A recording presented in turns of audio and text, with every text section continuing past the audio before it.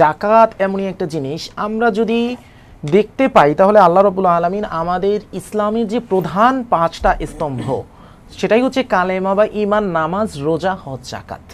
অর্থাৎ আপনি কালেমা ঈমানদার হওয়ার পর আপনি নামাজও পড়লেন, রোজাও রাখলেন এবং আপনার জাকাত দেওয়া মাস্ট, বাধ্যতামূলক। আল্লাহ রাব্বুল আলামিন জাকাতটাকে প্ল্যান কিভাবে করেছে এটা আমাদেরকে বুঝতে হবে। যদি আমরা এটা বুঝি তাহলে আমরা এটা বুঝতে পারবো যে এটা আমাদের রাষ্ট্রের জন্য কতটা কল্যাণদায়ক হবে, এটা আমাদের অর্থনৈতিক ব্যবস্থাকে কিভাবে সমৃদ্ধি প্রদান করতে পারবে। ব্যাপারটা হচ্ছে আল্লাহ রাব্বুল আলামিন এই যে জাকাত হচ্ছে এমন একটা অর্থনৈতিক ব্যবস্থা যার মূল ভিত্তি হলো সম্পদের সুষম বন্টন। আমরা যদি আমাদের সমাজের চারিদিকে তাকাই তাহলে আমরা কিন্তু এটা ইজিলি দেখতে পাই যে আমাদের সমাজে যত রাহাজানি, বেবিচার, তারপর হচ্ছে আপনার চুরি, ডাকাতি যা কিছু হয় সব কিছুর আসলে মেইন কারণ কি? অর্থনৈতিক একটা খারাপ অবস্থা, তাই না? কারণ আমাদের সমাজে আমরা দেখি, আমাদের হচ্ছে বাংলাদেশে একটা লট অফ পিপল বাস্তবিক অর্থে অর্থনৈতিক অসচ্ছলতার ভিতরে হচ্ছে বসবাস করতেছে। তো আমরা যদি বাহিরের দেশগুলো দেখি তাহলে সেখানে আমরা হচ্ছে দেখতে পাবো যে আপনি আশ্চর্য হয়ে যাবেন। যেমন হচ্ছে আপনার সৌদি আরবকে যদি আমরা দেখি, সৌদি আরব তো একটা মুসলিম রাষ্ট্র, তো মুসলিম রাষ্ট্রের কথা না হয় আমরা বাদ দিলাম, আমরা যদি পাকিস্তানে, মালয়েশিয়াতে, সুদানে, লিবিয়াতে, ইয়েমেনে এইসব জায়গায় কিন্তু একদম সরকারিভাবে আপনার এই জাকাত নেয়া, জাকাতের যে অর্থনৈতিক বন্টন এটা হচ্ছে সরকারিভাবে আপনার পরিচালিত হচ্ছে। কিন্তু অতি দুঃখের সাথে এটা বলতে হচ্ছে যে আমাদের দেশে বাস্তবিক অর্থে সেই সুযোগটা এখনো হয়ে ওঠেনি। এটা হচ্ছে কিছু বেসরকারি প্রতিষ্ঠান বা কিছু অর্গানাইজেশন নিজেদের প্রচেষ্টায় নিজেদের জায়গা থেকে জাকাত বন্টনের যে ব্যাপারটা, এটা আমি যদি আপনি একটু জাস্ট বোঝার জন্য এবং আপনার সুবিধার জন্য বলি, বাংলাদেশে ইতিমধ্যে ইসলামিক ফাউন্ডেশন যে আছে তার অধীনে কিন্তু জাকাত বোর্ড আছে, কিন্তু এটি বাধ্যতামূলক নয় জাকাত, অর্থাৎ সরকারিভাবে সংগ্রহের যে পদ্ধতিটা পার্থক্য অন্যান্য দেশ থেকে, আপনি সৌদি আরবের কথা বললেন, ইয়েমেনের কথা বললেন, লিবিয়ার কথা বললেন, সেখানে সরকারিভাবে জাকাতটা নয়, বাংলাদেশের নেওয়া হয় না, বাধ্যতামূলক নয়। আপনি কি মনে করছেন এটা সরকারিভাবে নিলে বা বাধ্যতামূলক নিলে এটার একটা প্রভাব অর্থনীতিতে আমাদের শক্তিশালী বিদ দাঁড়াবে বলে? অবশ্যই আমি এটা বিশ্বাস করতেছি। এর কারণ হচ্ছে আপনাকে একটা জিনিস বুঝতে হবে, আল্লাহ রাব্বুল আলামিন জাকাত কার উপর ফরজ করছেন এটা যদি আমরা বুঝি তাহলে সম্পূর্ণ ব্যাপারটা আমাদের কাছে ক্লিয়ার হবে।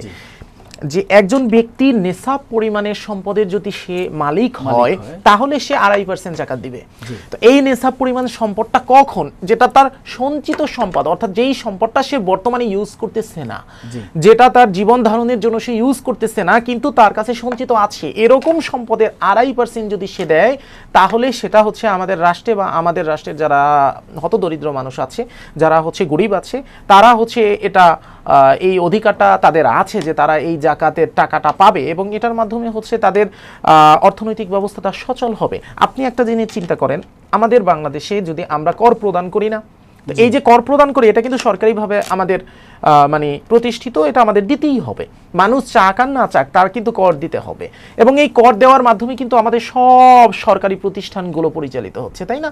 তো আমরা না চাইলেও আমরা কর দিচ্ছি কারণ এটা আমাদের একটা সরকারি আইনের ভিতর আছে। আপনি বললেন যে ইসলামিক ফাউন্ডেশনে বর্তমানে হচ্ছে জাকাত বোর্ড আছে, কিন্তু আপনি দেখেন যে যারা অর্থ সম্পদওয়ালা তারা কি ইচ্ছাকৃতভাবে চাইলেই জাকাত না দিয়ে থাকতে পারতেছে?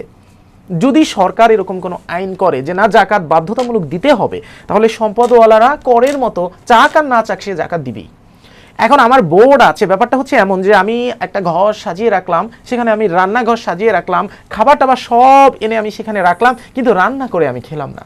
তো আমার যতই জাকাত বোর্ড থাকুক না কেন, যদি সেই জাকাত বোর্ডের কাজটা আমি সম্পূর্ণভাবে মানে সরকারিভাবেই সেটা আমি নিয়ম না চালু করতে পারি তাহলে কিন্তু এই জাকাত বোর্ডের বাস্তবিক অর্থে তেমন কোনো কেন হচ্ছে না? জনাব হাফেজ সাইফুল্লাহ মনসুর, আমরা একটু জানি আজকে জাকাতের যে প্রকৃত খাত 8টি খাত উল্লেখ আছে আমাদের, এই খাতগুলো যদি আমরা সঠিকভাবে দিই, আমরা দেখেন আমাদের অনেক বাংলাদেশে প্রভাবশালী, বিত্তশালী, সম্পদশালী মানুষ আছে যারা আমরা দেখছি জাকাতটা হচ্ছে কি করে, ধরেন আপনার তার 1 কোটি টাকা জাকাত আসলো, তিনি কি করেন লক্ষ লক্ষ লুঙ্গি কিনে মানুষকে দিচ্ছেন, কাপড় কিনে দিচ্ছেন।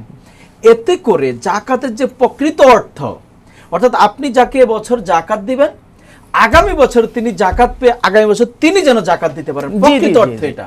বাট আমাদের কিন্তু সেটা হচ্ছে না।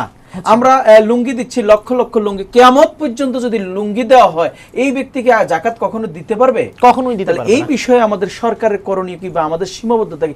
কেন আমরা সরকারিভাবে উদ্যোগগুলো নিচ্ছি না? জাকাতের প্রকৃত অর্থ হচ্ছে আমরা যদি এমন করি 1 কোটি টাকা একজনের জাকাত আসে, আমরা এই 1 কোটি টাকা যদি আমরা 100 জনকে এবছর আমি টার্গেট করি যে আমার টাকাটা দিয়ে এবছর আমি 5 জন মানুষকে স্বাবলম্বী করে দিই, 5টা গরু কিনে দিতে পারি, 5টা ব্যবসা ধরে দিতে পারি,